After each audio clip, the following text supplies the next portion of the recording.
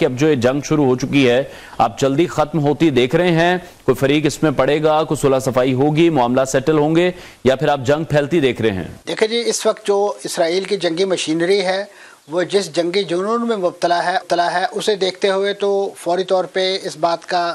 اندیا نہیں دیا جا سکتا کہ جنگ ختم ہونے والی ہے، کیونکہ اس جنگ کی جو ابھی ڈائمینشنز ہیں وہ ہمارے سامنے کھل کر سامنے آ رہی ہیں۔ خاص طور پہ اسرائیل کا جو نمبر آف کیجویلٹی ہے وہ بھی آہستہ آہستہ اشکار ہو رہا ہے، اور بالخصوص ان کے جو جنگی قیدیوں کی تعداد ہے وہ جتنے بڑے پیمانے پہ اس میں اضافہ دیکھنے میں آ رہا ہے۔ تو اس کے بعد یقیناً اسرائیل اس وقت جس زخمی شیر کی حالت میں ہے تو وہ ایک اپنا سیویئر بیکلیش نہتے فلسطینیوں کے خلاف اسے شروع کر رکھا ہے، جس کے نتیجے میں وہاں پہ ایک بہت بڑے انسانی بحران نے جنم لے لیا ہے،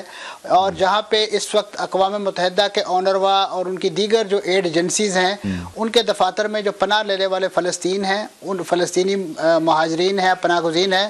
ان کو بھی نشانہ بنایا جا رہا ہے۔ حتیٰ کہ حالانکہ جو اقوام متحدہ نے باقاعدہ گوگل کو اور اسی طریقے سے جو مختلف سرویلنس ایجنسیز ہیں ان تمام کو یہ انفارمیشن شیئر کی تھی کہ ان جگہوں پہ اسرائیلی ڈیفنس فورسز کے ساتھ یہ انفارمیشن شیئر کی تھی کہ غزہ میں ان مقامات پر ہمارے دفاتر یا ہمارے اس انداز کے امدادی وہاں پر اٹیک نہ کیا جائے۔ امریکہ کا رول آپ کس طرح سے دیکھ رہے ہیں منصور صاحب، کہ جس طرح سے وہ کہہ رہے اپنے بحری بیڑا بھی اسرائیل کی مدد کے لیے بھیج رہے ہیں، اس کے بعد روس، ایران سمیت جو دیگر ممالک ہیں ان کے سخت بیانات سامنے آ رہے ہیں، یہ تو ایسا لگ رہا ہے کہ جنگ پورے خطے کو اپنی لپیٹ میں لے لے گی؟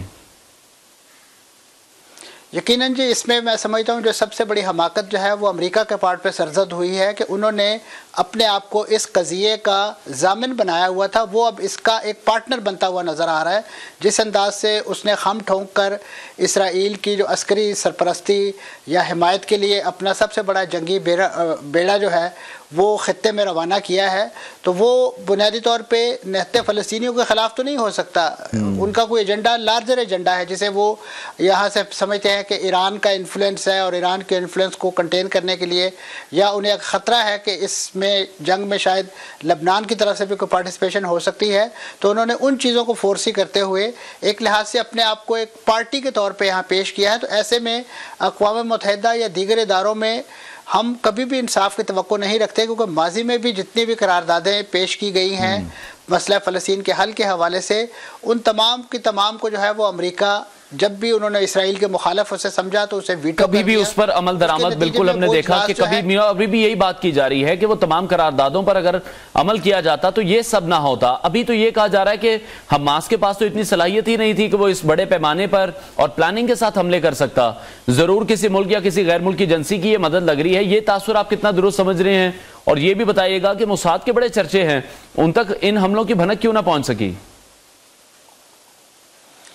دیکھیں جی، اگر اسرائیل جو ہے وہ دنیا بھر سے اپنے ہاں یہودی آباد کر لا کے ایک جعلی ریاست یہاں قائم کر سکتا ہے، اور اسرائیل امریکہ جو ہے اسے آئے روز نت نئے اتحاد دے کے اس کے دفاع کو مضبوط کر سکتا ہے، تو جو نہتے فلسطین ہیں ان کا کیا قصور ہے؟ وہ اگر اپنی بساط کے مطابق اپنے وسائل اور اپنے طریقہ کار کو استعمال کرتے ہوئے اگر وہ کسی نوعیت کے ہتھیار یا چھوٹے موٹے ہتھیار یا راکٹ یا مقامی طور پہ کچھ چیزیں تیار کرتے ہیں، تو یہ ان کا بین الاقوامی قانون کے تحت تسلیم کردہ حق ہے کہ جس کے تحت ان کی زمین پر قبضہ ہوا ہے، اور انہیں اس قبضے کو چھڑوانے کے لیے باقاعدہ مسلح جدوجہد کا حق جو ہے وہ اقوام متحدہ کا چارٹر دیتا ہے۔ تو انہوں نے تو اپنا ایک لیجیٹیمیٹ رائٹ استعمال کیا ہے، لیکن جس انداز سے اسرائیل کو سپورٹ حاصل ہے،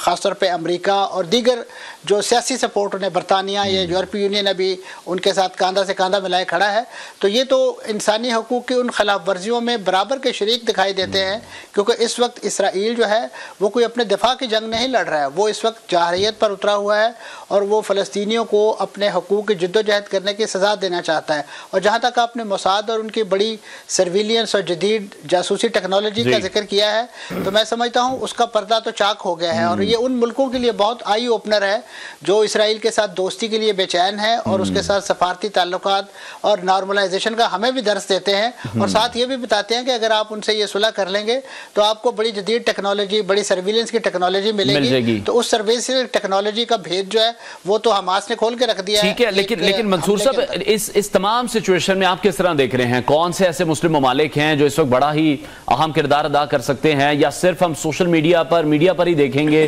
کہ جو بیانات دینے کی حد تک کا معاملہ رہے گا आएगा, जिस तरह से ईरान बात कर रहा है, इराक और तुर्किया में हमने देखा जश्न मनाया गया, उस जश्न का तो फलस्तीनियों को कोई फायदा नहीं है। अमली इक़दामात तो करने होंगे, वो अमली इक़दामात आप देख रहे हैं हो सकेंगे?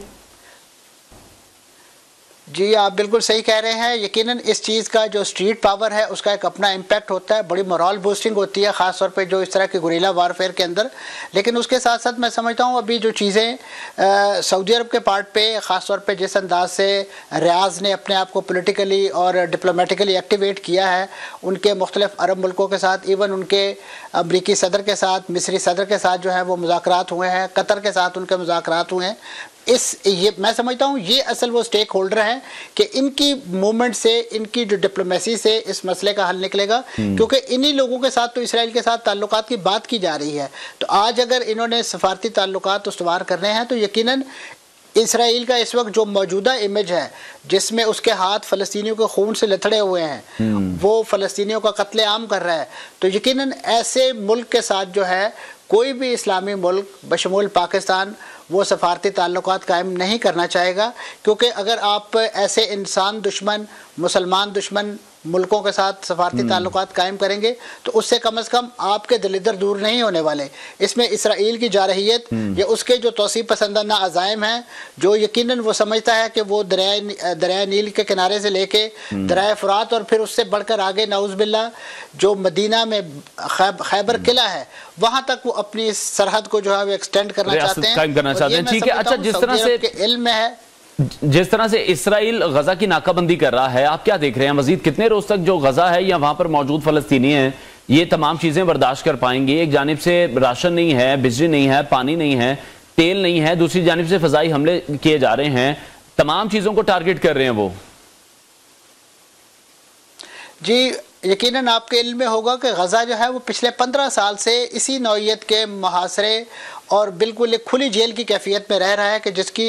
जहाँ पे चीज़ों की आमदरफ्त इंतहाई कंट्रोल्ड अंदाज में होती है। और ये तकरीबन पिछले 16 बरसों से वो इस कड़े मुहासरे के अंदर रह रहे हैं और उन्हें एक लिहाज से अपने अल्टरनेट अरेंजमेंट्स का इंतज़ाम भी उनके पास है। और यकीनन इस वक्त एक इंसानी बहरान की जो कैफियत पैदा हो रही है उसमें मैं समझता हूँ जो अक़वाम मुत्तहिदा की तरफ से या दीगर इंसानी हकूक़ के इदारों की तरफ से जो अपीलें हैं सामने आ रही हैं उसमें उसको जहन में रखते हुए मैं समझता हूँ मिस्र का किरदार बहुत अहम है कि मिस्र को अपनी जो रफ़ा क्रॉसिंग है वो खोलनी चाहिए ताकि वो जो इंटरनेशनल एक लिंकेज है रफ़ा गजा की इस पट्टी का बैनुल-अक़वामी दुनिया के साथ वो खुल सके। ठीक है, बहुत शुक्रिया। माहिर बैनुल-अक़वामी उमूर मंसूर जाफर हमारे कन्वर्सेशन थे। ब्रेक लेते हैं नाज़रीन, हेडलाइंस के बाद आपको दोबारा ज्वाइन करेंगे।